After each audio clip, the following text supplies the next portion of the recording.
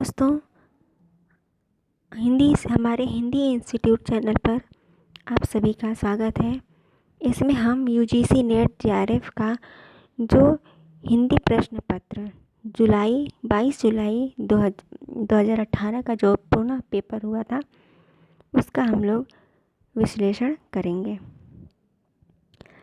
निम्नलिखित में से आर्य भाषा परिवार की भाषा नहीं है। संस्कृत, प्राकृत, फारसी, अरबी।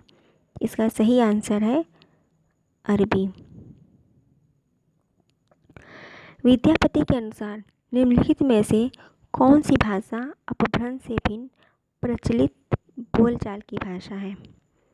पुरानी हिंदी, देशी भाषा, प्राकृताभास हिंदी और राजस्थानी। इसका सही आंसर है देसी भाषा। पद्मावती समय किस काव्य ग्रंथ का एक अंश है? तो इसका आंसर है पद्मावती पृथ्वीराज रासो, पृथ्वीराज विजय। इसका सही आंसर होगा पृथ्वीराज रासो। कवित्त सवैया के विषय में हजारी प्रसाद द्विवेदी की मान्यता है कि वे मूलतः ये छंद है, लोक भाषा से आए हैं, बंदी जन के हैं, प्राकृत में प्रचलित थे, राजस्थानी के हैं। यहाँ पर बंदी जान का तात्पर्य यशोगान करने वाले से है, तो बंदी जन के हैं। ये छंद जो है मूलतः ये छंद बंदी जन के हैं।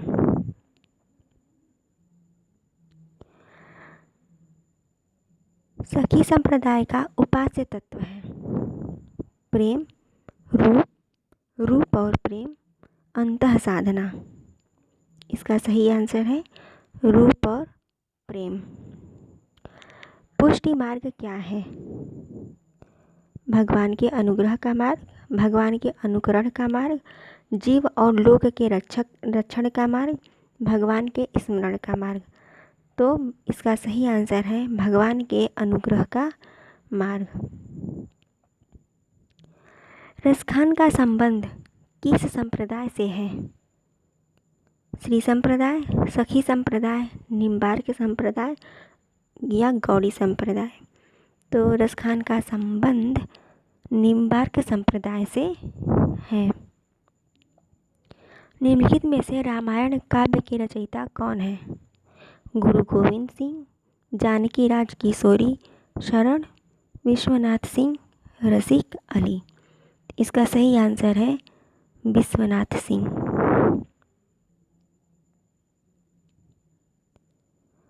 वृंद द्वारा रचित सतसई का नाम है?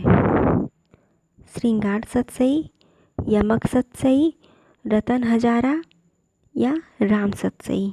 तो वृंद द्वारा रचित सतसई का नाम है यमक सतसई।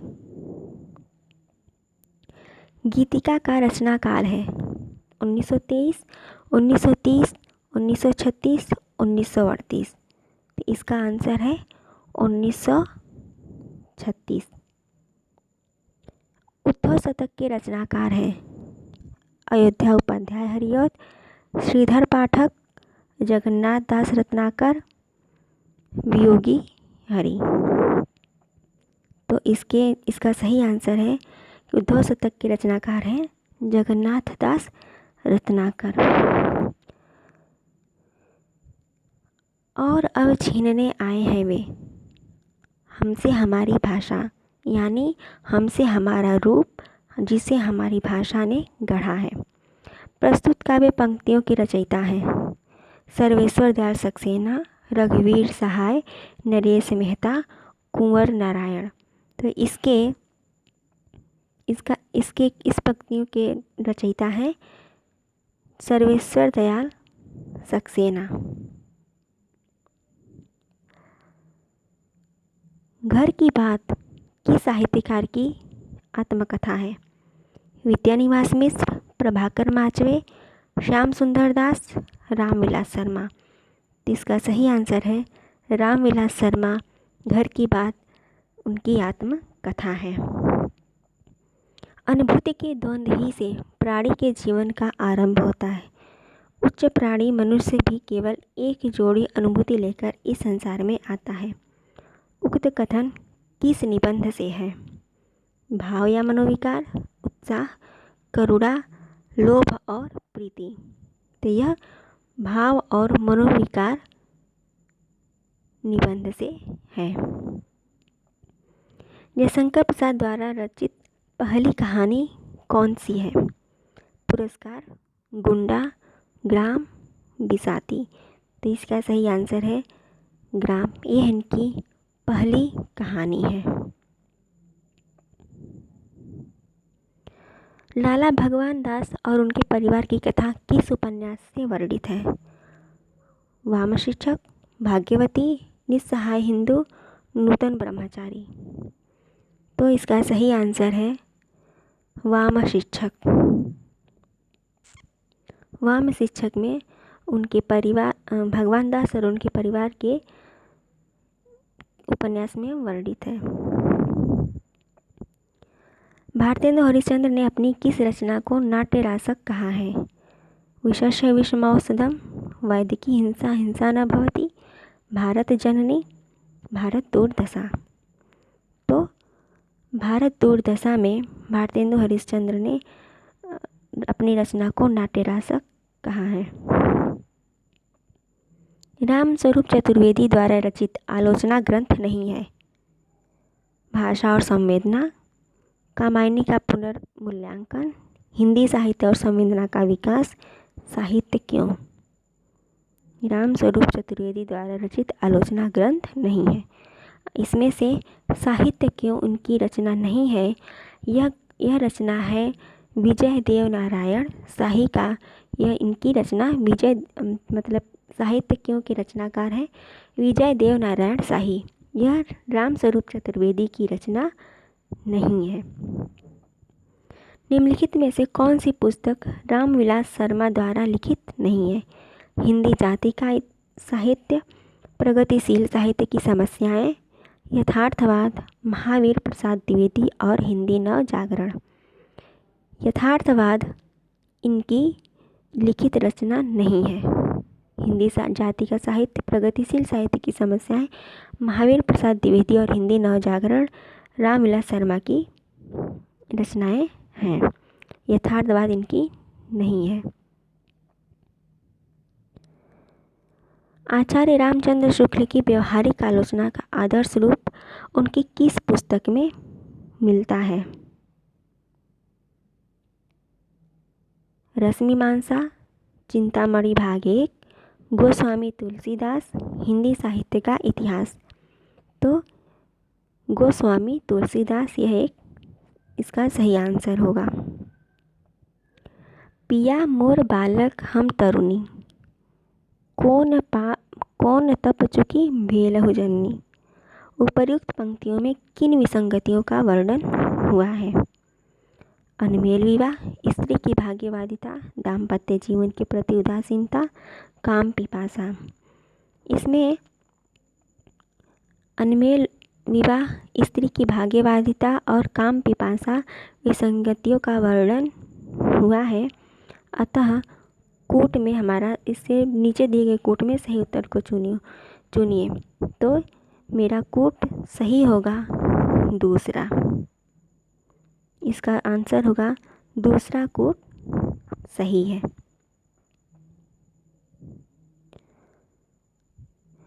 आचार्य हजारी प्रसाद द्विवेदी कृत हिंदी साहित्य की भूमिका क्रम और पद्धति की दृष्टि से इतिहास के रूप में प्रस्तुत नहीं है, फिर भी उसको अर्थवत्ता इस बात में है। उसकी सामग्री और उसमें दिए गए तथ्य नए हैं, उसकी दृष्टि नई है, उसकी व्याख्या नई है, उसमें शुक्ल जी की धारणाओं का समर्थन किया गया है। नीचे दिए गए कूट में से सही उत्तर को चुनिए। इसका आंसर होगा उसकी सामग्री और उसके में दिए गए तथ्य नए हैं, उसकी दृष्टि नई है, उसकी व्याख्या नई है। यह तीनों सही है, अतः मेरा कूट होगा दूसरा। पहला, दूसरा और तीसरा सही है।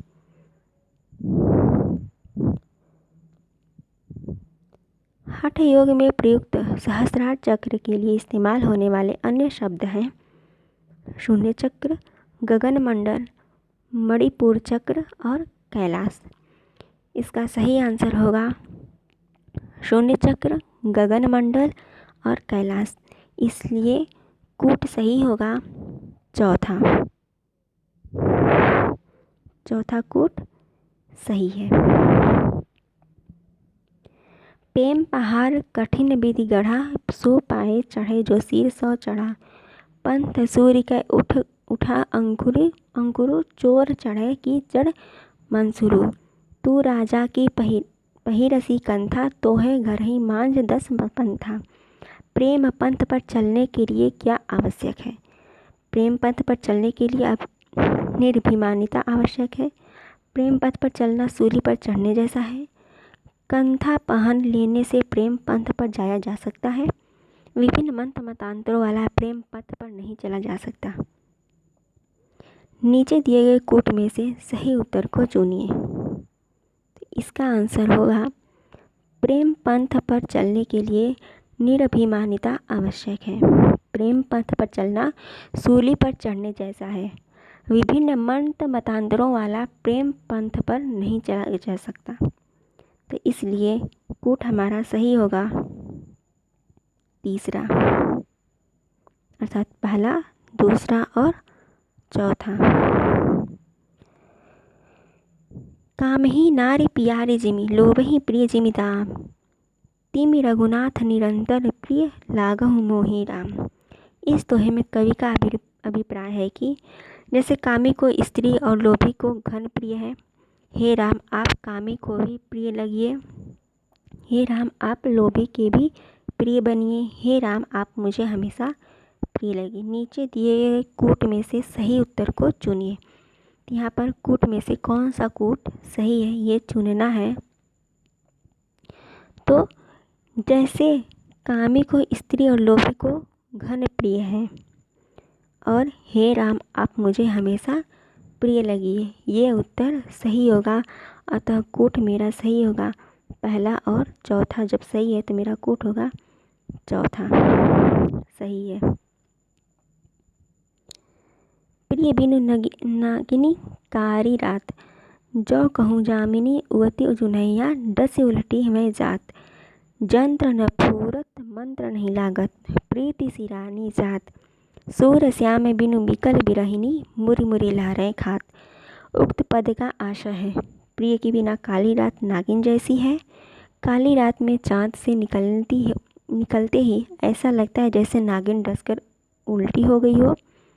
इस नागिन के डसने पर सारे मंत्र बेअसर हो जाते हैं। असहाय और बेचैन बिरहड़ी मुड़ मुड़ कर नागिन को देखती है। तो इसका आंसर है सही है, प्रिय के बिना काली रात नागिन जैसी है। काली रात में चांद के निकलते ही ऐसा लगता है जैसे नागिन इस पर उल्टी हो गई हो और इस नागिन के डसने पर सारे मंत्र बेअसर हो जाते हैं। इसमें कूट दिया हुआ है कि इस नीचे दिए गए कूट में से सही उत्तर को चुनिए। तो मेरा कूट पहला सही है, पहला, दूसरा और तीसरा एक कूट सही है। पहला कूट सही है।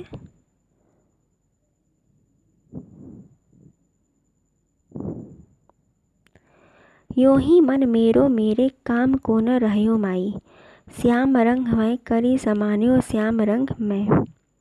इस काव्य पंक्तियों का आशय है नायिका का मन उसके वश में नहीं है। वह उसके लिए निरर्थक हो गया है। वह कृष्ण के रंग में रंग गया है। उसका मन काले रंग का हो गया है। नीचे दिए गए कूट में से सही उत्तर को चुनिए। पहला चौथा, पहला दूसरा या पहला तीसरा या तीसरा चौथा। इसका सही आंसर है तीसरा कूट सही है।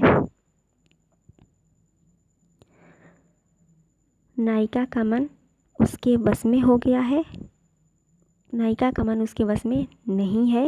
और तीसरा है वह कृष्ण के रंग में रंग गया है।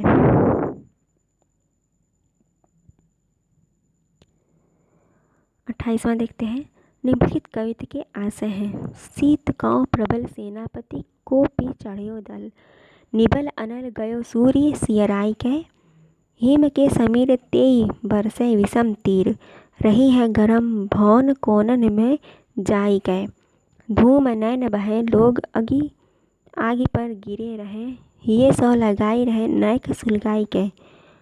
मानो भीत जाने महाशीत में तय पसारी पानी, छतियाँ की छाँ राख्यो पाउक छपाई के। प्रश्न दिया हुआ है, यह सामान्य जीवन का चित्र है। ठंड को गुस्सैल सेना जैसा बताया गया है। गर्मी केवल लोगों के दिलों में बची है। सामान्य लोग आग के भरोसे सर्दी बिताते हैं। नीचे दिए गए कूट में से सही उत्तर को चुनिए। इसका आंसर सही है तीसरा।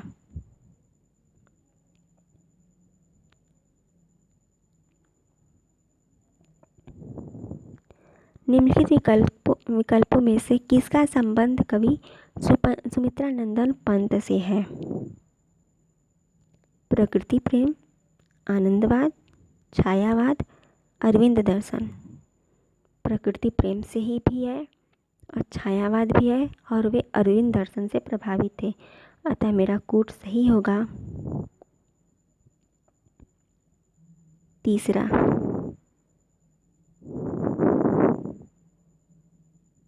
तीसरा कूट सही है, पहला, तीसरा और चौथा। जयशंकर प्रसाद ने कामायनी में चित्रित किया है कि श्रद्धा प्रेम और करुणा का प्रवर्तन करने वाली है। ईड़ा या बुद्धि कर्मों में उलझाने वाली है। श्रद्धा के साथ मनु कभी शांतिपूर्वक नहीं रहते हैं।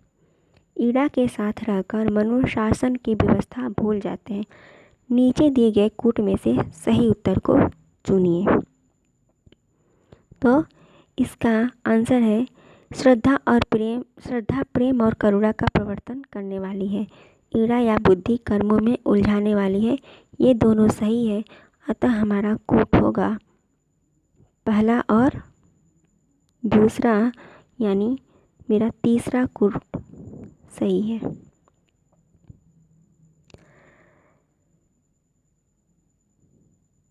निम्नलिखित में से किसका संबंध हरिवंश राय बच्चन से है? रसवंती, आनंद दर्शन, विषाद काय, मधु काव्य। नीचे दिए गए कूट में से सही उत्तर को चुनिए। कूट है पहला दूसरा, दूसरा तीसरा, पहला चौथा, तीसरा और चौथा। हरिवंश राय बच्चन का संबंध विषाद काव्य और मधु काव्य से है। अतः मेरा कूट सही होगा चौथा। चौथा कूट मेरा सही है, विषाद काव्य और मधु काव्य। निम्नलिखित में से कौन कौन जनवादी कवि है? धूमिल, धर्मवीर भारती, कुंवर नारायण, कुमार विकल। जनवादी कवि में धूमिल को गिना जाता है। अत्यंत ही विरोधी स्वभाव के रहे हैं धूमिल और कुमार विकल। ये दोनों जनवादी कवि हैं। अतः हमारा कूट सही होगा पहला और चौथा, यानी पहला और धूमिल और कुंवर विकल ये दोनों जनवादी कवि हैं। अतः मेरा कूट सही है तीसरा।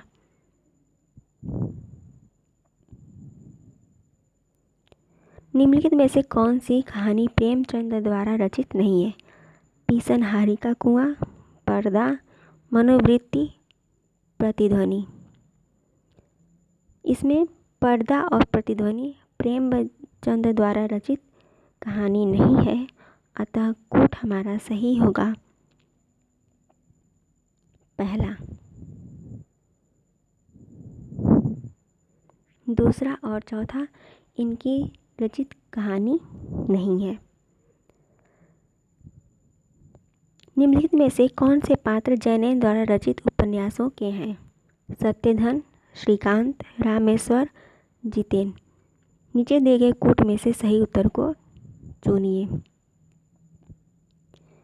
तो इसमें सत्यधन, श्रीकांत और जितेन ये तीनों पात्र जैनेन्द्र द्वारा रचित उपन्यासों के पात्र हैं। अतः मेरा कूट सही होगा तीसरा, यानी कि पहला और दूसरा और चौथा मेरा सही आंसर है। तो कोट मेरा सही होगा तीसरा। निम्नलिखित में से कौन से निबंध संग्रह हरिवंश परसाई द्वारा रचित है? अपनी अपनी बीमारी, अंगद का गांव, हंसते हैं रोते हैं, कबूल और कैक्टस।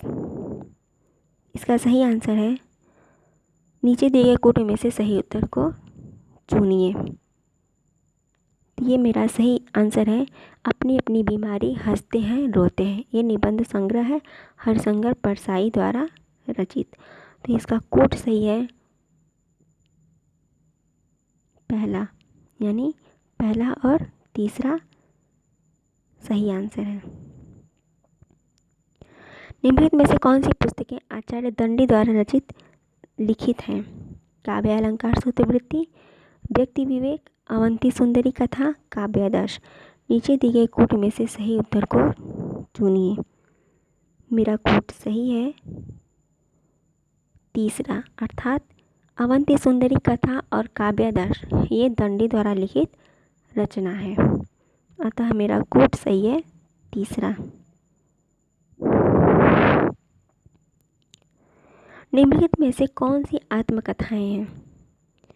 अन्या से अनन्या, वट वृक्ष की छाया में, गालिब छुट्टी शराब, अपनी खबर। नीचे दिए गए कोट में से सही उत्तर को चुनिए। तो इसमें कोट देखिए, पहला तीसरा चौथा, दूसरा तीसरा चौथा, पहला दूसरा चौथा या पहला दूसरा तीसरा। मेरा कोट सही है पहला,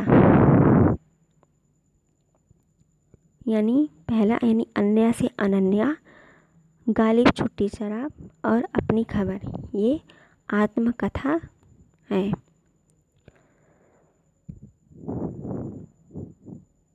निम्नलिखित में से कौन से नाटक काव्यात्मक शैली में लिखे गए हैं?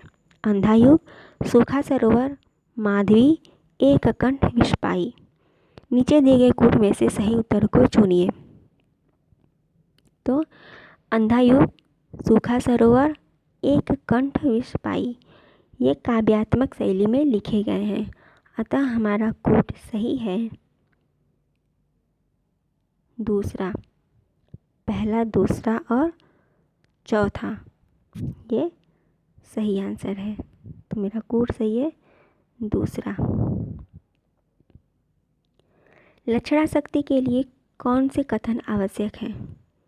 मुख्यार्थ या वाच्यार्थ की बाधा, लक्ष्यार्थ या मुख्यार्थ से संबंधित होना, मूल में रूढ़ि का अभाव, संकेतित अर्थ में किसी तरह की बाधा न होना। नीचे दिए गए कोट में से सही उत्तर को चुनिए। तो लक्षणा शक्ति के लिए मुख्यार्थ या वाच्यार्थ की बाधा और लक्ष्यार्थ का मुख्यार्थ से संबंधित होना ये आवश्यक है, अतः कोट मेरा सही है चौथा।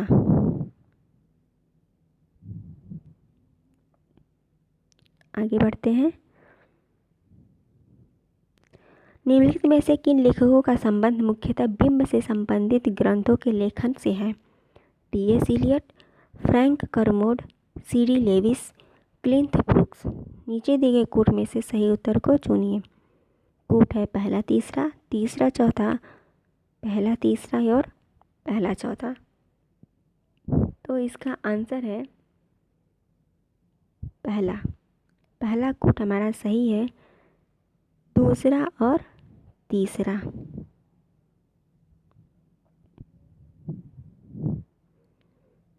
रचनाकाल की दृष्टि से काव्य कृतियों का सही अनुक्रम है? माधवानल, कामकंदला, हिततरंगिणी, प्रेमवाटिका, वृंदसत्सई। प्रेमवाटिका, वृंदसत्सई, माधवानल, कामकंदला, हिमतरंगिणी। हिमतरंगिणी, माधवानल कामकंदला, वृंदसत्सई, प्रेमवाटिका। वृंदसत्सई, प्रेमवाटिका, हिमतरंगिणी, माधवानल, कामकंदला। इसका आंसर सही है तीसरा। इसका तीसरा आंसर सही है, यानी काव्य कृतियों का जो सही अनुक्रम है वह हिततरंगिणी, माधवानल, कामकंदला, वृंदसत्सई और प्रेमवाटिका इसका सही अनुक्रम है रचना काल की दृष्टि से। रचना काल की रचना काल की दृष्टि से निम्नलिखित कृतियों का सही अनुक्रम है। साहित्य लहरी, बीजक, रसिक प्रिया, रामचरितमानस। बीजक, रामचरितमानस, रसिक प्रिया, साहित्य लहरी। बीजक, साहित्य लहरी, रामचरितमानस, रसिक प्रिया। रसिक प्रिया, बीजक, रामचरितमानस और साहित्य लहरी। इसका आंसर सही है तीसरा, यानी बीजक, साहित्य लहरी, रामचरितमानस और रसिक प्रिया ये रचना काल की दृष्टि से सही अनुक्रम है। आचार्य रामचंद्र शुक्ल के साहित्य इतिहास में सगुण धारा के अंतर्गत कृष्ण भक्ति शाखा के कवियों का क्या क्रम दिया गया है? सूरदास, परमानंद दास, नंददास, कृष्णदास। सूरदास, नंददास, परमानंद दास, कृष्णदास। सूरदास, नंददास, कृष्णदास, परमानंद दास। नंददास, सूरदास, परमानंद दास, कृष्णदास। तो इसका आंसर सही है तीसरा, सूरदास, नंददास, कृष्णदास और परमानंद दास। इसको याद करने का एक आसान तरीका है सूरदास, नंददास, कृष्णदास और परमानंद दास। सूरदास थे और सूरदास किसकी भक्ति करते थे? कृष्ण के। कृष्ण किसके पुत्र थे? नंद के। और भक्ति करने के बाद वे किस आनंद को प्राप्त हुए? यानी परम आनंद को प्राप्त हुए। तो आप इसको ऐसे याद कर सकते हैं, सूरदास जी नंद के पुत्र कृष्ण की भक्ति कर अत्यंत ही परमानंद को प्राप्त हुए। आप इस तरह से आसानी से ये वाली लाइन बहुत अच्छे से याद कर सकते हैं, सूरदास, नंददास, कृष्णदास और परमानंद दास। आगे बढ़ते हैं। आधुनिक हिंदी साहित्य के संदर्भ में निम्नलिखित का सही अनुक्रम है। भदेशपन, रहस्यात्मकता, इतिवृत्तात्मकता, उत्तर आधुनिकता। रहस्यात्मकता, इतिवृत्तात्मकता, भदेशपन, उत्तर आधुनिकता। इतिवृत्तात्मकता, रहस्यात्मकता, भदेशपन, उत्तर आधुनिकता। उत्तर आधुनिकता, रहस्यात्मकता, भदेशपन और इतिवृत्तात्मकता। इसका सही आंसर है तीसरा।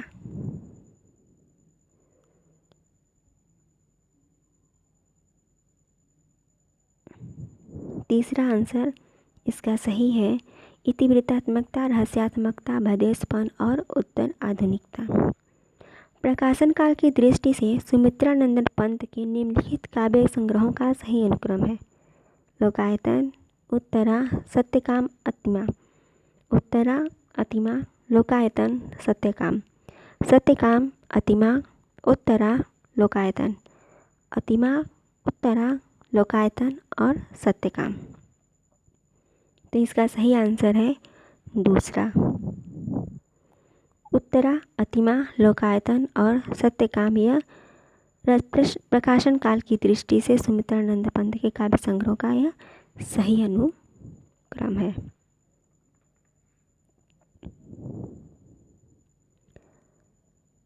प्रकाशन वर्ष की दृष्टि से निम्नलिखित कविता संग्रहों का सही अनुक्रम है। आत्महत्या के विरुद्ध, आंगन के पार द्वार, चुका भी हूँ नहीं मैं, चाँद का मुँह टेढ़ा है। चाँद का मुँह टेढ़ा है, आंगन के पार द्वार, चुका भी हूँ नहीं मैं, आत्महत्या के विरुद्ध। आंगन के पार द्वार, चाँद का मुँह टेढ़ा है, आत्महत्या के विरुद्ध, चुका भी हूँ नहीं मैं। चुका भी हूँ नहीं मैं, आंगन के पार द्वार, आत्महत्या के विरुद्ध, चाँद का मुँह टेढ़ा है। तो इसका सही आंसर है तीसरा। प्रकाशन वर्ष की दृष्टि से यह कविता संग्रह सही अनुक्रम में है। प्रकाशन वर्ष के अनुसार निम्नलिखित कविता संग्रहों का सही अनुक्रम है। सरोज स्मृति, ब्रह्मराक्षस, परिवर्तन, बाध्य। परिवर्तन, सरोज स्मृति, ब्रह्मराक्षस, बाध्य। बाध्य, परिवर्तन, सरोज स्मृति, ब्रह्मराक्षस। ब्रह्मराक्षस, बाध्य, परिवर्तन और सरोज स्मृति। तो इसका सही आंसर है दूसरा। प्रकाशन वर्ष के अनुसार यह कविताओं का सही अनुक्रम है। आगे चलते हैं, 48वां प्रश्न देखते हैं। प्रकाशन वर्ष के अनुसार निम्नलिखित उपन्यासों का सही अनुक्रम है।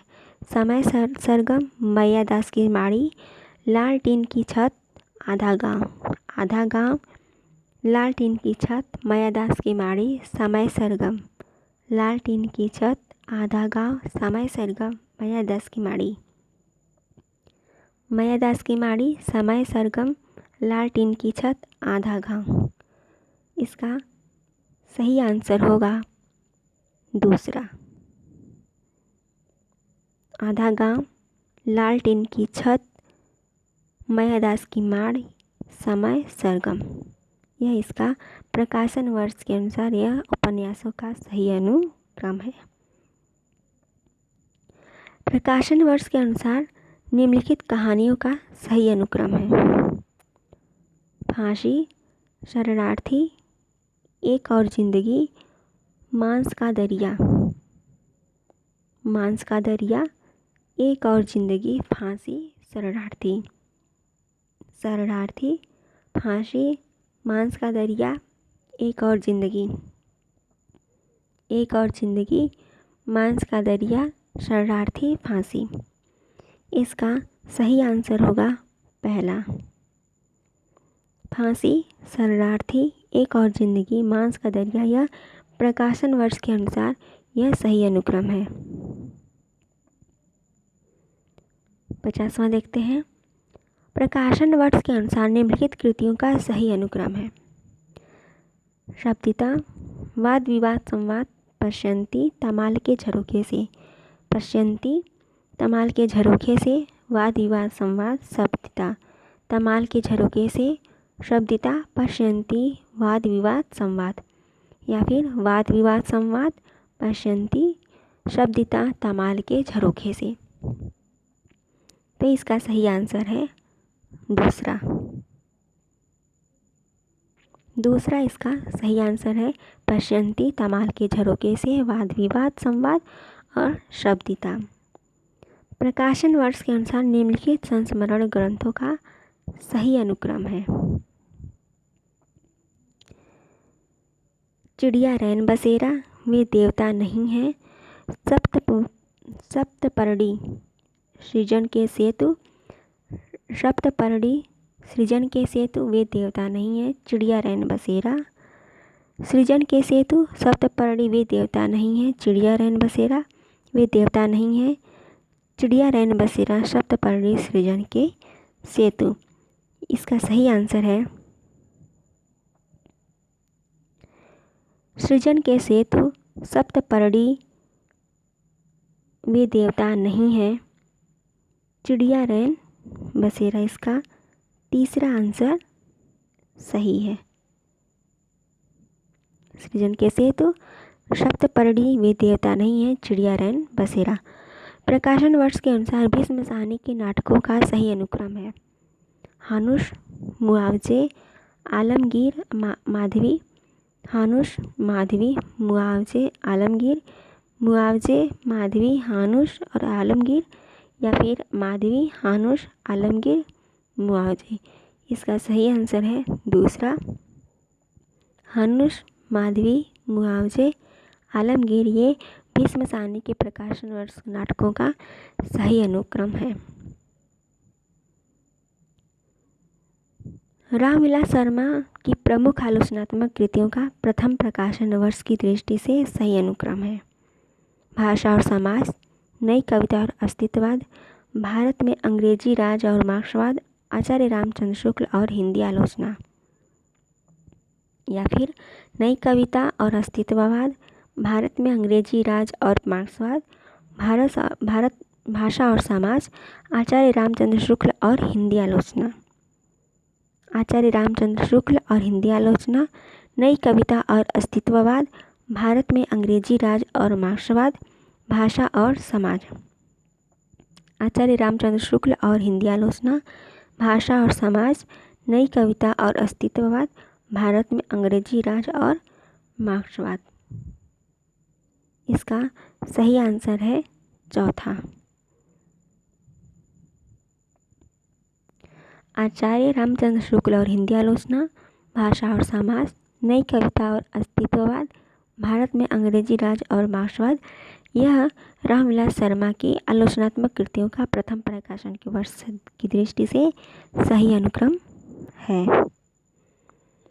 कालक्रम की दृष्टि से निम्नलिखित अवधारणाओं का सही अनुक्रम: मार्क्सवाद, फासीवाद, मानववाद, प्राच्यवाद, प्राच्यवाद, मार्क्सवाद, मानववाद, फासीवाद, फासीवाद, मानववाद, प्राच्यवाद या फिर मार्क्सवाद, मानववाद, मार्क्सवाद, फासीवाद, प्राच्यवाद। तो इसका सही आंसर है चौथा, मानववाद, मार्क्सवाद, फासीवाद और प्राच्यवाद। यह अवधारणाओं कालक्रम की दृष्टि से अवधारणाओं का सही अनुक्रम है। कालक्रम की दृष्टि से निम्नलिखित पाश्चात्य साहित्य चिंतकों का सही अनुक्रम है। जो पाश्चात्य साहित्य चिंतक हैं उनका सही अनुक्रम: Ferdinand de Saussure, William Blake, Michel Foucault, Jacques Derrida. William Blake, Ferdinand de Saussure, Michel Foucault, Jacques Derrida. Michel Foucault, Ferdinand de Saussure, Jacques Derrida, William Blake, या फिर Jacques Derrida, William Blake, Ferdinand de Saussure, Michel Foucault. इसका सही answer है दूसरा,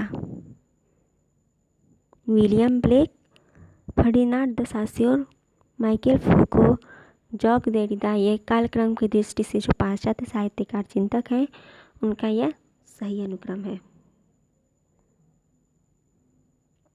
दूसरा answer सही है। अब आगे देखते हैं कैसा प्रश्न पूछता है। निर्देश: प्रश्न संख्या 56 से 75 तक के प्रश्नों में कथन दिए गए हैं। इनमें से एक स्थापना है और दूसरा तर्क, अर्थात स्थापना को ए से प्रदर्शित किया है और तर्क को आर से। कूट में दिए गए विकल्पों में से सही विकल्प का चयन कीजिए। इसमें एक स्थापना दे दिया है और दूसरा तर्क दिया है। उसमें से ये छांटना है हमको कि कौन सा सही है और कौन सा गलत, या फिर दोनों सही या फिर दोनों गलत।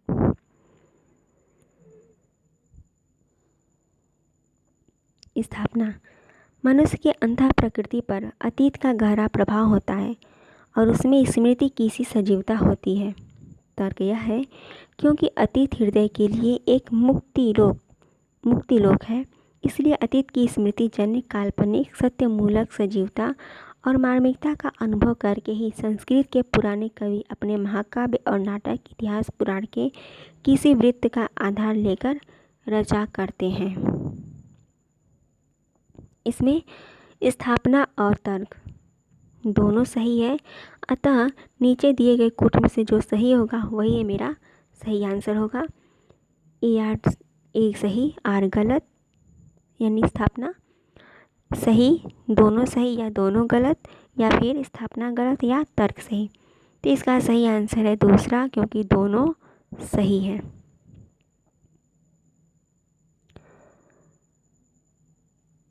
स्थापना है इतिहास मानव प्रवृत्तियों का अंतरसार है। तर्क क्या दिया जाता है, इसलिए इतिहास की साहित्यिक अभिवृत्तियों की अभिव्यक्ति का श्रेष्ठ उपजीव्य माना जाता है। तो स्थापना सही, तर्क गलत, या फिर स्थापना गलत, तर्क सही, या फिर दोनों गलत, या फिर दोनों सही। तो इसका सही आंसर है चौथा, जो कि दोनों सही है। इतिहास मानव प्रवृत्तियों का अंतरसार है, इसलिए इतिहास को साहित्यिक अभिवृत्तियों की अभिव्यक्ति का श्रेष्ठ उपजीव्य माना जाता है। उपजीव्य अर्थात जिससे हम सामग्री लेते हैं। स्थापना: आचार्य शुक्ल के अनुसार काव्य का अभ्यंतर स्वरूप या आत्मा भाव आरस और अलंकार है। तर्क क्या दिया जाता है, क्योंकि भाव या रस तथा अलंकार दोनों में कल्पना का काम पड़ता है। जिस प्रकार विभाव अनुभाव में हम उसका प्रयोग पाते हैं, उसी प्रकार रूपक, उत्प्रेक्षा आदि अलंकारों में भी। इसका आंसर होगा देखिए, स्थापना गलत, तर्क सही, या फिर दोनों गलत, या फिर दोनों सही, या फिर स्थापना सही और तर्क गलत। तो इसका सही आंसर है पहला, अर्थात स्थापना इसका गलत है परंतु तर्क इसका सही है। कूट मेरा सही होगा पहला, अर्थात इसकी स्थापना तो सही है परंतु यह तर्क गलत नहीं, मतलब स्थापना गलत है परंतु तर्क इसका सही है। स्थापना, काव्य में सुंदर और कुरूप बस ये दो ही पक्ष हैं। शुद्ध काव्य क्षेत्र में न कोई बात भली कही जाती है न बुरी। तर्क क्या दिया जाता है, क्योंकि भला बुरा, शुभ अशुभ, पाप पुण्य, मंगल अमंगल, उपयोगी अनुपयोगी ये शब्द नीति, धर्म, व्यवहार और अर्थशास्त्र के हैं। काव्य क्षेत्र से उनका संबंध नहीं है।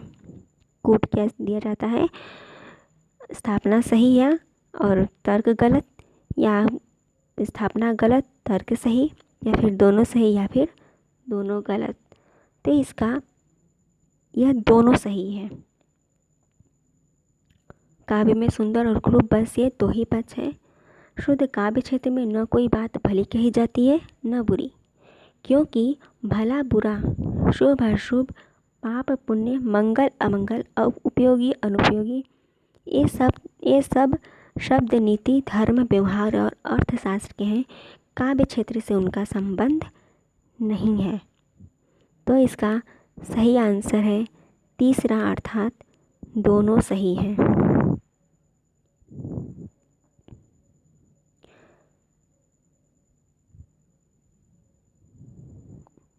60वां देखते हैं प्रश्न। स्थापना, रसानुभूति में बोध वृत्ति का उपादान बराबर रहता है, उसे हम अलग नहीं कर सकते। तर्क क्या दिया जाता है, क्योंकि किसी वस्तु या तथ्य के मार्मिक पक्ष की प्रतीति का बोध लिए हुए ही सच्ची रसानुभूति होती है। वस्तु या तथ्य का मार्मिक पक्ष उस वस्तु या तथ्य से अलग कोई वस्तु नहीं होता, उसी के अंतर्भूत होता है। कूट देखिए, दोनों सही दोनों गलत, या फिर स्थापना गलत तर्क सही, या फिर स्थापना सही तर्क गलत। तो इसका सही आंसर होगा पहला, अर्थात ये दोनों सही हैं। रसानुभूति में बोध वृत्ति का उपादान बराबर रहता है, उसे हम अलग नहीं कर सकते, क्योंकि किसी वस्तु या तथ्य के मार्मिक पक्ष की प्रतीति का बोध लिए हुए ही सच्ची रसानुभूति होती है। वस्तु या तथ्य का मार्मिक पक्ष उस वस्तु या तथ्य से अलग कोई वस्तु नहीं होता, उसी के अंतर्भूत होता है। अतः दोनों मेरा सही है, तो मेरा कूट पहला सही होगा। स्थापना, नाटक अनुकृति मूलक काव्य है, इसका तर्क दिया जाता है, इसीलिए काव्यत्व प्रधान नाटकों का प्रदर्शन कठिन हो जाता है। कूट क्या है, दोनों सही दोनों गलत, या फिर स्थापना सही तर्क गलत, या फिर स्थापना गलत और तर्क सही। इसका सही आंसर है तीसरा, अर्थात नाटक अनुकृति मूलक काव्य है परंतु काव्यत्व प्रधान नाटकों का प्रदर्शन कठिन हो जाता है, ये गलत है। तो मेरा कूट सही है तीसरा। स्थापना, भारतेंदु हरिश्चंद्र की कविताओं का मूल स्वर समाज सुधार और देशवत्सलता है, क्योंकि भारतेंदु के समय में देश प्रेम और सुधार की भावना भारतीय समाज में नहीं थी। कूट क्या दिया जाता है, दोनों सही दोनों गलत, या फिर गलत सही या फिर सही गलत। तो इसका सही आंसर है दूसरा, अर्थात ये दोनों ही गलत हैं। भारतेंदु हरिश्चंद्र की कविताओं का मूल स्वर समाज सुधार और देशवत्सलता है, क्योंकि भारतेंदु के समय में देश प्रेम और सुधार की भावना भारतीय समाज में नहीं थी। ये दोनों ही गलत हैं। स्थापना, मौन भी अभिव्यंजना है। तर्क क्या दिया जाता है? क्योंकि कविता में सही शब्द वही हैं जिनके बीच का अंतराल सबसे अधिक अर्थवत्तापूर्ण काव्य मर्म को संप्रेषित कर सके। दोनों सही या फिर स्थापना गलत, तर्क सही या फिर स्थापना सही, तर्क गलत, या फिर दोनों गलत। इसका सही आंसर है पहला, यह दोनों सही है।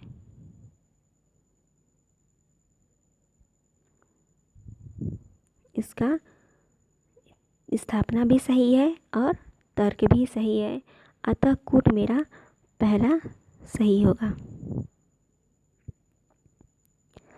स्थापना। सभी भारतीय आचार्यों ने एक मत से गुण को मुख्य रूप से शब्दार्थ का धर्म माना है। तर्क क्या दिया जाता है? क्योंकि गुणों का काव्य शरीर में सारभूत तत्व रस से कोई संबंध नहीं है।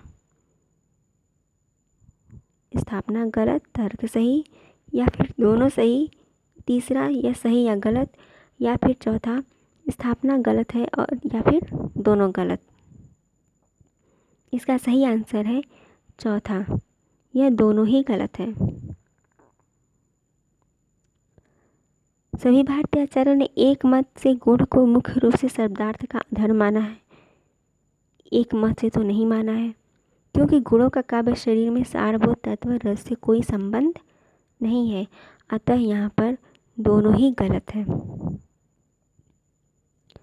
स्थापना। कबीर चंद बरदाई की तरह क्रांतिकारी कवि हैं। तर्क क्या दिया जाता है? इसलिए निर्भीकता और वीरता उनकी कविता के मुख्य स्वर हैं। दोनों सही या दोनों गलत, स्थापना सही या तर्क गलत, या फिर यहाँ पर थोड़ा सा गड़बड़ कर दिया है, ऊपर भी दोनों गलत और नीचे भी दोनों गलत लिखा है। तो इसका सही आंसर है दोनों गलत, दूसरा।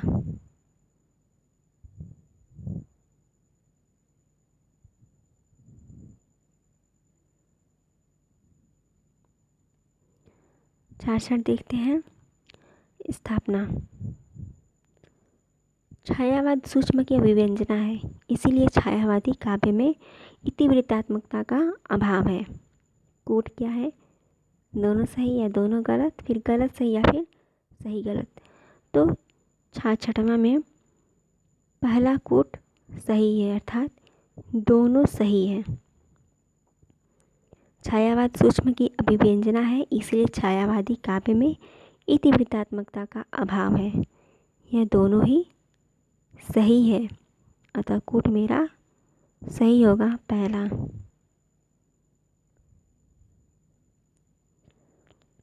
स्थापना।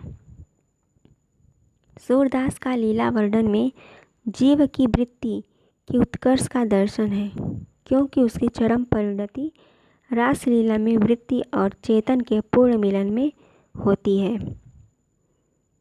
इसका आप कोट देखिए, इसका कोट सही होगा दूसरा, अर्थात दोनों सही है। 68वां देखते हैं। मिथक धार्मिक इतिहास के उद्गम स्रोत हैं। मिथक धार्मिक इतिहास के उद्गम स्रोत हैं। धार्मिक क्रियाओं में रूढ़ होकर वह अपनी अर्थ संभावनाओं को विस्तार करने के बजाय एक सीमित धार्मिक विश्वास या विचार के रूप में रूढ़ हो जाता है। तर्क क्या दिया जाता है? लेकिन धर्म के साथ जुड़कर मिथक कमज़ोर नहीं पड़ता, अपितु भाषा, कला और साहित्य में शक्तिशाली बन जाता है। इसका कोट पहला कोट सही है, क्योंकि पहला सही है, परंतु जो इसका तर्क दिया जाता है वह गलत है।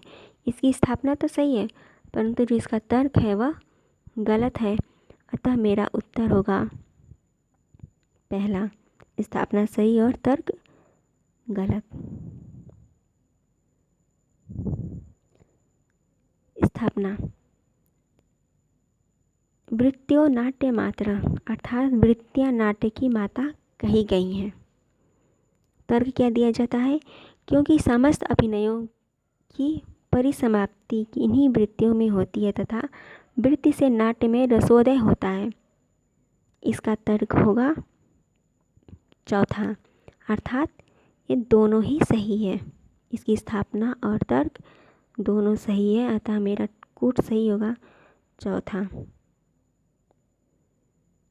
स्थापना, रीतिकाल में कवियों द्वारा अपने आश्रयदाताओं को लोकोत्तर आनंद देने वाले श्रृंगार के मादक चित्र खींचे गए हैं। तर्क क्या दिया जाता है? क्योंकि श्रृंगार का यह चित्रण शास्त्रानुरूप उज्ज्वल वेशात्मक है। इसका तर्क, इसका कूट सही होगा दूसरा, अर्थात यह दोनों ही गलत हैं।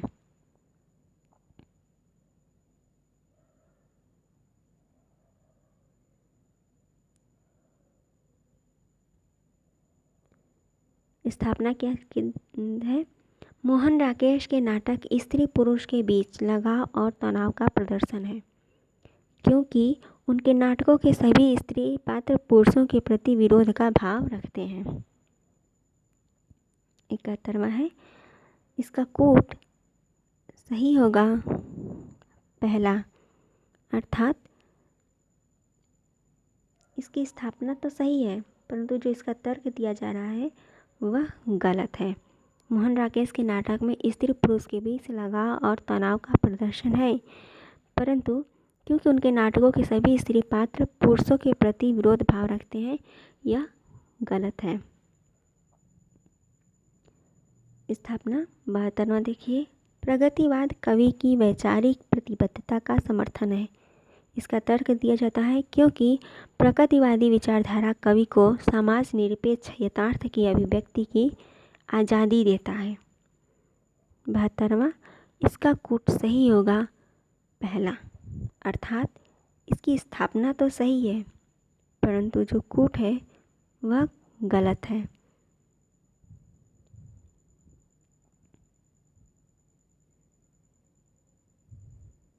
अतः इसका कूट पहला है, जो स्थापना सही है, लेकिन जो इसका तर्क दिया जा रहा है वह गलत है। उत्तर आधुनिकता समग्रवाद का विरोधी है और बहुलतावाद का समर्थक। तर्क क्या दिया जाता है? क्योंकि इसमें सार्वभौमिक सत्य और तर्क का निषेध है। इसका आंसर होगा पहला, अर्थात यह दोनों ही सही है।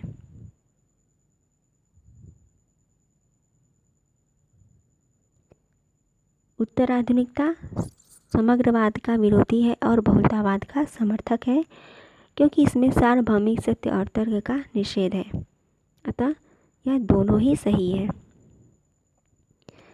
स्थापना, लिंग भेद सामाजिक निर्मित है। तर्क, क्योंकि पितृसत्तात्मक सामाजिक व्यवस्था ने यह भेद उत्पन्न किया है। इसका कूट सही होगा तीसरा, अर्थात स्थापना भी सही है और तर्क भी सही है। इसका आंसर होगा तीसरा, यानी स्थापना भी सही है और तर्क भी सही है। 75वां देखते हैं। समष्टि चित्त में अनुकूल भावांदोलन पैदा करने वाला तत्व ही सौंदर्य है। तर्क क्या दिया जाता है? वस्तुतः जो वस्तु समष्टि मानव चित्त को सुंदर लगती है उसे ही सुंदर मानना चाहिए। इसका सही आंसर होगा दूसरा, अर्थात क्योंकि इसकी स्थापना और तर्क दोनों ही सही हैं। समष्टि चित्त के अनुकूल भावांदोलन पैदा करने वाला तत्व ही सौंदर्य है। वस्तुतः जो वस्तु मानव चित्त को सुंदर लगती है उसे ही सुंदर मानना चाहिए।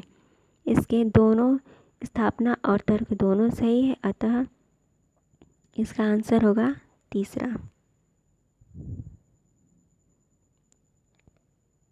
76वां देखते हैं।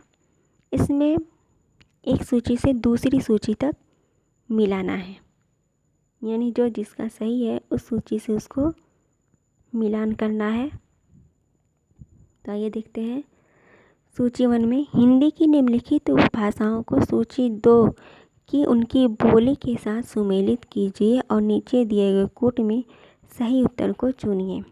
पूर्वी हिंदी, बिहारी हिंदी, पश्चिमी हिंदी, राजस्थानी हिंदी। दूसरी सूची में दिया हुआ है कन्नौजी, मेवाती, गढ़वाली, मगही, बघेली। तो पूर्वी हिंदी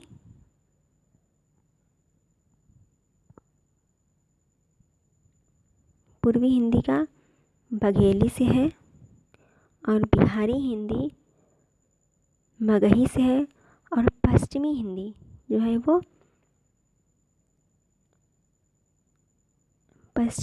जो है वो पहला यानी कन्नौजी से। और राजस्थानी हिंदी जो है वह मेवाती, अर्थात जो उपभाषाएं जो उनकी बोलियां हैं, पूर्वी हिंदी की बोली बघेली है, बिहारी हिंदी का मगही बोली है, पश्चिमी हिंदी का कन्नौजी है और राजस्थानी हिंदी का मेवाती है। अतः कूट मेरा सही होगा पहला। आप यहाँ पर कूट देख लेंगे, पहला कूट ही सही है, इसका आंसर है।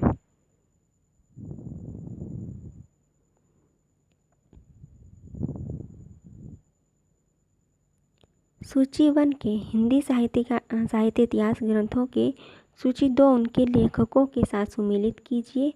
नीचे दिए कूट में सही उत्तर को चुनिए। हिंदी साहित्य का आलोचनात्मक इतिहास, हिंदी साहित्य का वैज्ञानिक इतिहास, हिंदी साहित्य का आधा इतिहास, हिंदी साहित्य का दूसरा इतिहास। हिंदी साहित्य का आलोचनात्मक इतिहास के लेखक हैं राजकुमार वर्मा और हिंदी साहित्य के वैज्ञानिक इतिहास के लेखक हैं गणपति चंद्रगुप्त और हिंदी साहित्य का आधा इतिहास के लेखक हैं सुमन राजे और हिंदी साहित्य का दूसरा इतिहास है बच्चन सिंह। अतः हमारा कूट सही होगा तीसरा कूट हमारा सही है, यह इसका सही आंसर है। ये देखते हैं 78वें की तरफ। सूची 1 की निम्नलिखित रचनाओं के सूची 2 के उनके रचनाकारों के साथ सुमेलित कीजिए और नीचे दिए गए कूट के में से सही उत्तर को चुनिए। चर्यापद, श्रावकाचार, योगचर्या, दोहाकोश। और वहीं दूसरी सूची में दिया हुआ है देवसेन, लोहीपा, सबरप्पा, डोम्बिपा, सरहप्पा।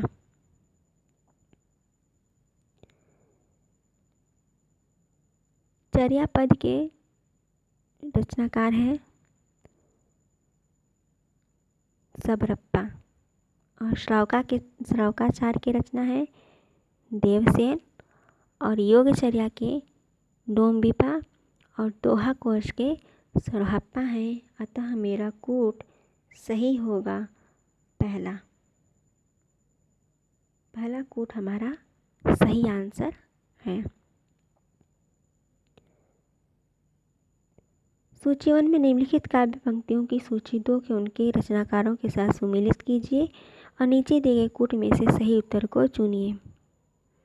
बिगसा कुमुद देखी सती रेखा, मेरे नैना बिरह की बेल बई, कबित विवेक एक नहीं मोरे, काया नगरी बनी अति सुंदर।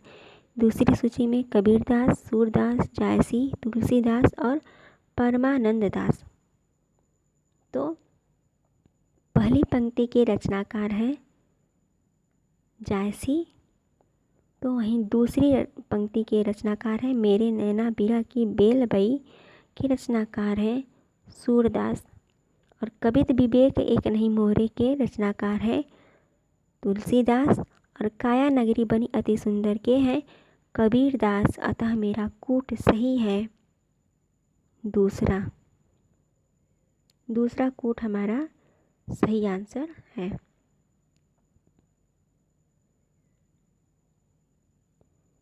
सूची 1 के निम्नलिखित संप्रदायों को सूची 2 के उनके प्रवर्तक आचार्यों के साथ सुमेलित कीजिए और नीचे दिए गए कूट में से सही उत्तर को चुनिए।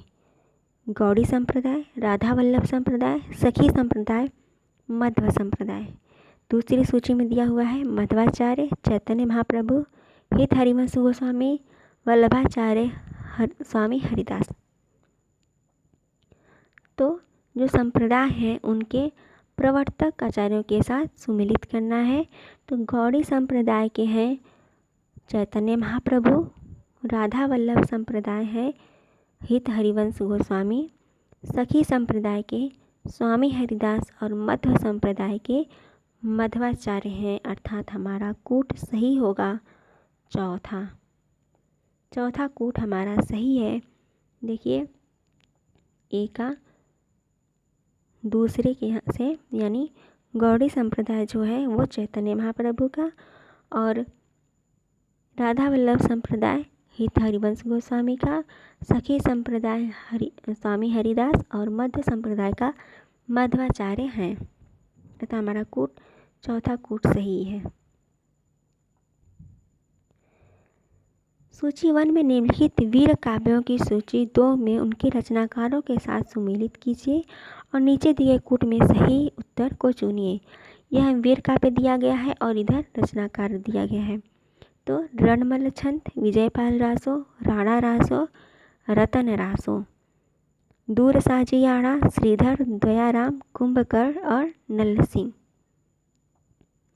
तो रणमल छंद के रचनाकार हैं श्रीधर और विजयपाल रासो के रचनाकार हैं नल्ल सिंह। राणा रासो के हैं दयाराम और रतन रासो के हैं कुंभकर्ण। अतः मेरा कूट सही होगा दूसरा कूट हमारा सही है।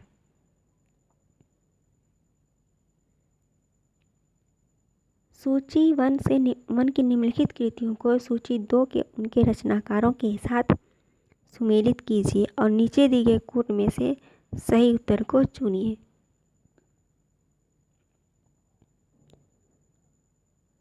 जगत विनोद, भाषाभूषण, भावविलास, अंत, अलंकार माला। और दूसरी सूची में दिया हुआ है सुरति मिश्र, देव, पद्माकर, जसवंत सिंह, मतीराम। तो इधर उनकी रचनाएं दी हुई हैं, कृतियाँ, और इधर रचनाकार। तो दग्ध विनोद के रचनाकार हैं पद्माकर, भाषाभूषण के रचनाकार हैं जसवंत सिंह, भाव विलास के देव और अलंकार माला के सुरति मिश्र। अतः हमारा कूट सही है तीसरा कूट हमारा सही आंसर है।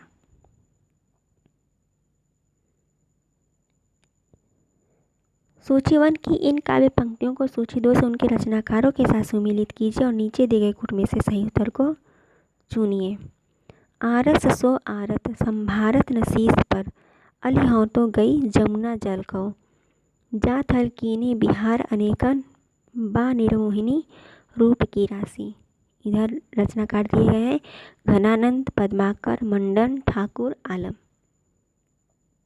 तो आरस सो आरत संभारत न शीस पर, इसके रचनाकार हैं पद्माकर। अली हों तो गई जमुना जल को, इसकी रचनाकार हैं मंडन। जा थल कीने बिहार अनेकन, इसके रचनाकार हैं आलम। और वाह निर्मोहिनी रूप की राशि, इसके रचनाकार हैं ठाकुर। अर्थात मेरा कूट सही होगा पहला।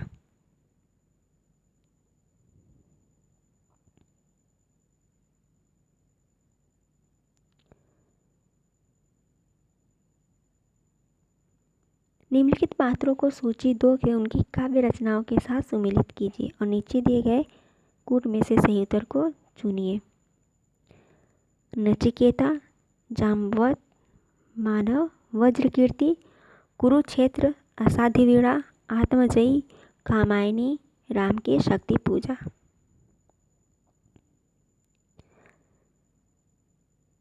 इधर पात्र हैं और इधर उनकी रचनाएं हैं, तो उनसे सुमेलित करना है। तो नचिकेता जो है वह आत्मजयी रचना के हैं। जाम्बवंत जो है वह राम की शक्ति पूजा के हैं। मानव जो है वह कामायनी के, और वर्ज्य कीर्ति है असाध्य वीणा के, अतः हमारा कूट सही होगा पहला कूट हमारा सही आंसर है। सूची 1 के निम्नलिखित काव्यों को सूची 2 से उनके कवियों के साथ सुमेलित कीजिए और नीचे दिए गए कूट में से सही उत्तर को चुनिए। विष्णुप्रिया, आराधना, दीपशिखा, लोग भूल गए हैं, महादेवी वर्मा, रघुवीर सहाय, दिनकर, निराला, मैथिली शरण गुप्त। तो जो काव्य हैं उनको उनके कवियों के साथ सुमेलित करना है। तो विष्णुप्रिया है मैथिली शरण गुप्त के, आराधना है निराला का, दीपशिखा है महादेवी वर्मा का, और लोग भूल गए हैं ये है रघुवीर सहाय का। अतः हमारा कूट सही होगा चौथा कूट हमारा सही आंसर है। सूची 1 के निम्नलिखित कवियों को सूची 2 से उनकी रचनाओं के साथ सुमेलित कीजिए और नीचे दिए गए कूट में से सही उत्तर को चुनिए। दिनकर, निराला, पंत, महादेवी। लोकायतन, चुका भी हूँ नहीं मैं, निर्जा, सांध्य काकली, परशुराम की प्रतीक्षा। तो जो दिनकर है उनकी रचनाओं के साथ सुमेलित करना है। तो दिनकर की रचना है परशुराम की प्रतीक्षा, निराला की रचना है सांध्य काकली, पंत की रचना है लोकायतन और महादेवी वर्मा की रचना है निर्जा। अतः मेरा कूट सही होगा चौथा कूट हमारा सही आंसर है। सूची 1 के निम्नलिखित पंक्तियों को सूची 2 से उनकी रचनाओं के साथ सुमेलित कीजिए और नीचे दिए कूट में से सही आंसर सुनिए। ओ चिंता की पहली रेखा, अरे विश्व बन की बैली, करने गत कर्मों का अर्पण, कर करता मैं तेरा अर्पण। रूप की आराधना का मार्ग, आलिंगन नहीं तो वह और क्या। पीस गया वह भीतरी और बाहरी दो कठिन पाटों बीच, ऐसी ट्रेजिडी है नीच। वहीं पर दूसरी सूची में दिया हुआ है उर्वशी, ब्रह्म राक्षस, कामायनी, सरोज स्मृति और कुरुक्षेत्र। तो एक के रचनाओं जो पंक्तियां हैं, तो दूसरी रचना का जो रचना है, एक की रचना का नाम है कामायनी या कामायनी से पंक्ति ली गई है, और बी का सरोज स्मृति यह निराला का है और ये सरोज स्मृति से पंक्ति ली गई है। कन्यागत कर्मों का अर्पण, कर करता मैं तेरा अर्पण। रूप की आराधना का मार्ग, आलिंगन नहीं तो और क्या है, यह उर्वशी से लिया गया पंक्ति है। और पीस गया वह भीतरी और बाहरी दो कठिन पाटों बीच, ऐसी ट्रेजिडी है नीच। इस रचना में का नाम है ब्रह्म राक्षस। अतः कूट हमारा सही होगा पहला मेरा कूट आंसर सही है।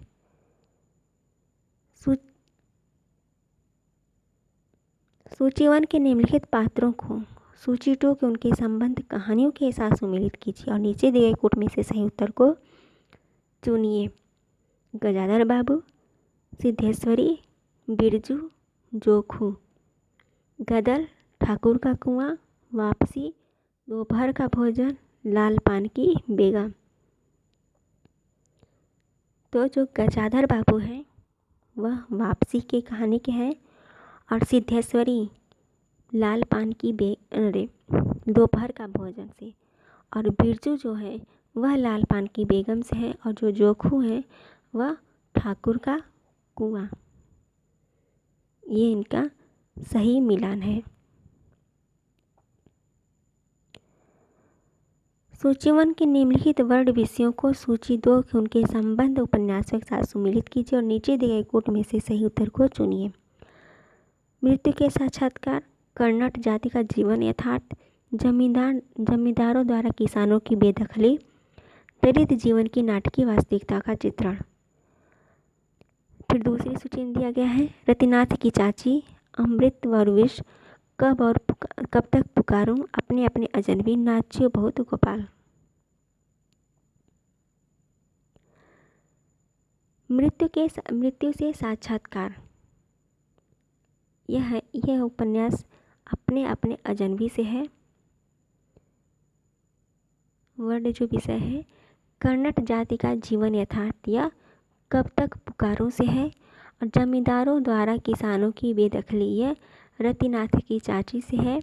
और दलित जीवन की नाटकीय वास्तविकताओं का चित्रण, यह नाच्यो बहुत गोपाल।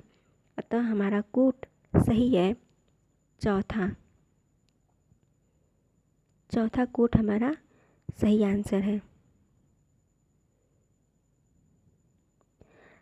सूची 1 के निम्नलिखित निबंधकारों को सूची 2 के उनकी रचनाओं के साथ सुमेलित कीजिए और नीचे दिए गए कूट में से सही उत्तर को चुनिए। नंद दुलारे वाजपेयी, विश्वनाथ प्रसाद मिश्र, इंद्रनाथ मदान, भगीरथ मिश्र। वहीं दूसरी सूची में दिया गया है कुछ उथले कुछ गहरे, कला साहित्य और समीक्षा, राष्ट्रभाषा की कुछ समस्याएं, हिंदी का सामयिक साहित्य, विमर्श के क्षण। तो नंद दुलारे वाजपेयी की रचना है राष्ट्रभाषा की कुछ समस्याएं। विश्वनाथ प्रसाद मिश्र की है हिंदी की सामयिक साहित्य। इंद्रनाथ मदान की है कुछ उधले कुछ गहरे। और भगीरथ मिश्र की है कला साहित्य और साहित्य। अतः हमारा कूट सही है दूसरा कूट हमारा सही आंसर है। सूची 1 के निम्नलिखित नाटकों को सूची 2 के उनकी केंद्रीय समस्या के साथ सुमेलित कीजिए और नीचे दिए गए कूट में से सही उत्तर को चुनिए। कोर्ट मार्शल, कामना, 8वां सर्ग, माधवी। वहीं दूसरी सूची में है भोगवाद, स्त्री विडंबना, सत्ता व्यवस्था का परव्यंग, जातिवाद और अभिव्यक्ति की स्वतंत्रता। तो इसका कोर्ट मार्शल का है जातिवाद और कामना का है भोगवाद, 8वां सर्ग है अभिव्यक्ति की स्वतंत्रता और माधवी है स्त्री विडंबना। अतः हमारा कूट सही आंसर है दूसरा कूट हमारा सही आंसर है। सूची 1 के निम्नलिखित पात्रों को सूची 2 के उनसे संबंध उपन्यासों के साथ सुमेलित कीजिए और नीचे दिए गए कूट में से सही उत्तर को चुनिए। ऋषि, मोतीराम, भवेशनाथ, कुंतल। परती, वही दूसरी सूची में दिया हुआ है परती, परिकथा, अर्धनारीश्वर, राग दरबारी, रात का रिपोर्टर, आधा गांव। तो वहीं ऋषि का जो पात्र है ऋषि वो रात का रिपोर्टर से है। और मोतीराम जो है वह राग दरबारी, भवेशनाथ जो है वह परती परिकथा, कुंतल जो है अर्धनारीश्वर। अतः हमारा कूट सही है। चौथा कूट हमारा सही आंसर होगा।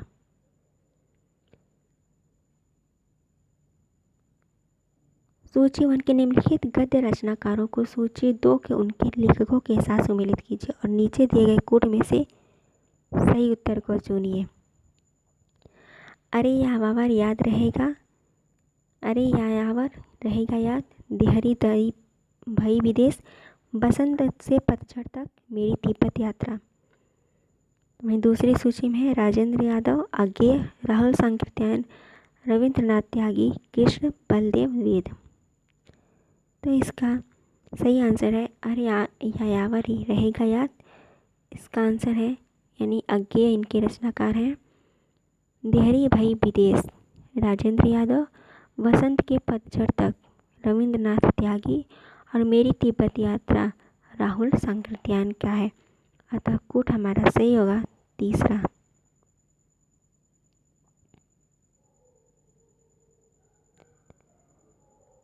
सूची 1 के निम्नलिखित काव्यशास्त्रीय ग्रंथों को सूची 2 में के उनके रचनाकारों के साथ सुमेलित कीजिए और नीचे दिए कूट में से सही उत्तर को चुनिए।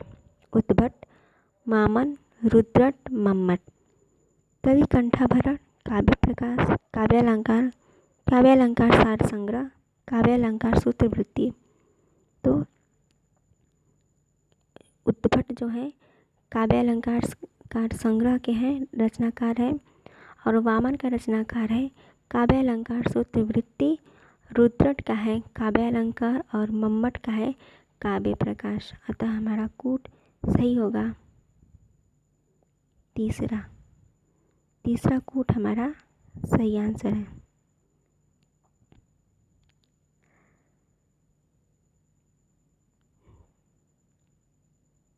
सूची 1 के काव्य प्रयोजन से संबंधित निम्नलिखित श्लोकों को सूची 2 के उनके रचनाकारों के आचार्यों के साथ सुमेलित कीजिए। नीचे दिए गए कूट में से सही उत्तर को चुनिए। धर्मार्थ काम मोक्षेषु वै चक्षण्यम कलासुचे करोति कीर्ति प्रीतिम च साधु काव्य निबंधनम। धर्म यशस्य मायुष्यम हितम बुद्धि विवर्धनम लोकोपदेश जननम नाट्यमेतद भविष्यति। धर्मादि साधनोपाय सुकुमार क्रमोदिता काव्यबंधो अभिजातानां हृदयाहल कारक। काव्ययशस्य अरिकृते व्यवहार विदे शिव तर्क्षतये सद्य परिनिवृत्तये कांता संमित उपदेश युजे।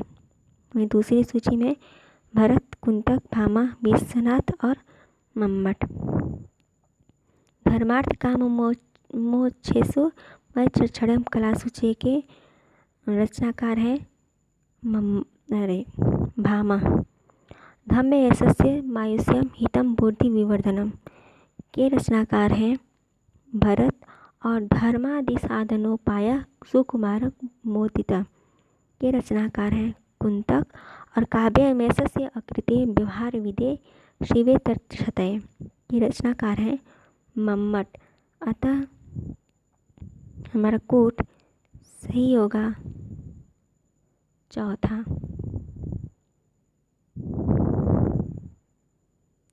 अब यहाँ पर एक अवतरण दिया हुआ है जिसे पढ़ करके आपको सही आंसर देना है। निम्नलिखित अवतरण को ध्यानपूर्वक पढ़िए और उससे संबंधित प्रश्न संख्या 96 से 100 तक के दिए गए बहुविकल्प में से सही विकल्प का चयन कीजिए।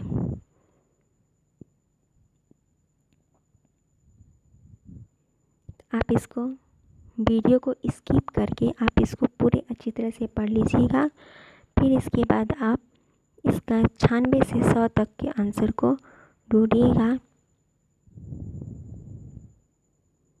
यहीं पर वीडियो को स्किप करके आप देख लीजिए अच्छी तरह से, और हम आगे प्रश्न की तरफ बढ़ते हैं। श्रद्धालु और श्रद्धेय के बीच कौन सी तीसरी वस्तु चाहिए? एक बार पढ़ ही देते हैं। हमारे अंतःकरण में प्रिय के आदर्श रूप का संगठन उसके शरीर या व्यक्ति मात्र में आश्रय से हो सकता है, पर श्रद्धेय के आदर्श रूप का संगठन उसके फैलाए हुए कर्म तंतु के उत्पादन से होता है। प्रिय का चिंतन हम आंखें मूंदे हुए संसार को बुलाकर करते हैं, पर श्रद्धेय का चिंतन हम आंख खोले हुए संसार का कुछ अंश सामने रखकर करते हैं। यदि प्रेम स्वप्न है तो श्रद्धा जागरण है। प्रेमी प्रिय को अपने लिए और अपने को प्रिय के लिए संसार से अलग करना चाहता है। प्रेम में केवल 2 पक्ष होते हैं, श्रद्धा में 3। प्रेम में कोई मध्यस्थ नहीं, पर श्रद्धा में मध्यस्थ अपेक्षित है।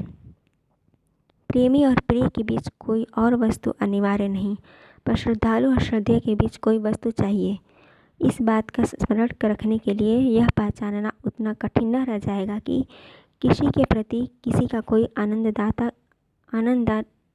अंतर्गत भाव, प्रेम या श्रद्धा। यदि किसी कवि का काव्य बहुत अच्छा लगा, किसी चित्रकार का बनाया हुआ चित्र बहुत सुंदर जचा, तो हमारे चित्र में उस कवि या चित्रकार के प्रति एक सुहृदय भाव उत्पन्न हुआ है, तो वह श्रद्धा है, क्योंकि यह काव्य या चित्र रूप मध्य रूप प्राप्त हुआ है, अर्थात किसी के माध्यम से। और जो प्रेम है वह किसी के बीज का किसी माध्यम का नहीं बनता, किसी कोई बीच में मध्यस्थ नहीं होता है, परंतु श्रद्धेय में कोई एक मध्यस्थ है, क्योंकि कवि और चित्रकार का उसकी रचना या चित्र पसंद आता है, इसलिए उस व्यक्ति के प्रति हम श्रद्धा रखने लगते हैं। तो इसका प्रश्न देख लेते हैं। श्रद्धालु और श्रद्धेय के बीच कौन सी तीसरी वस्तु चाहिए?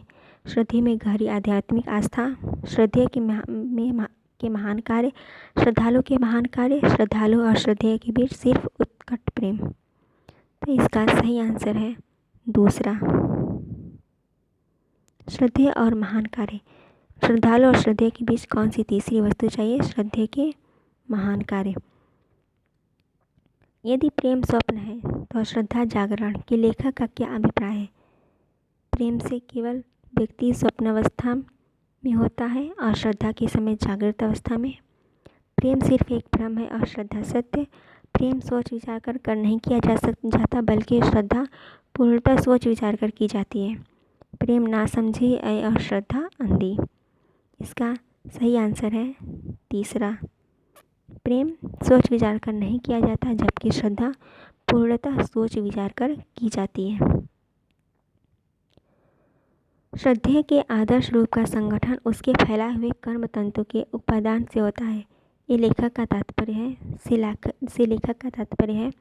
श्रद्धेय का कर्म क्षेत्र श्रद्धालु की तुलना में सीमित भी हो सकता है। श्रद्धा में श्रद्धालु का ध्यान श्रद्धेय के कर्मों पर पहले जाता है। श्रद्धेय के आदर्श रूप का संगठन श्रद्धालु की दृष्टि पर निर्भर है। श्रद्धेय का कर्म तंतु से तात्पर्य उसके अच्छे बुरे दोनों तरह के कार्यों से है। तो इसका सही आंसर है दूसरा, श्रद्धा में श्रद्धालु का ध्यान श्रद्धेय के कर्मों पर पहला जाता है।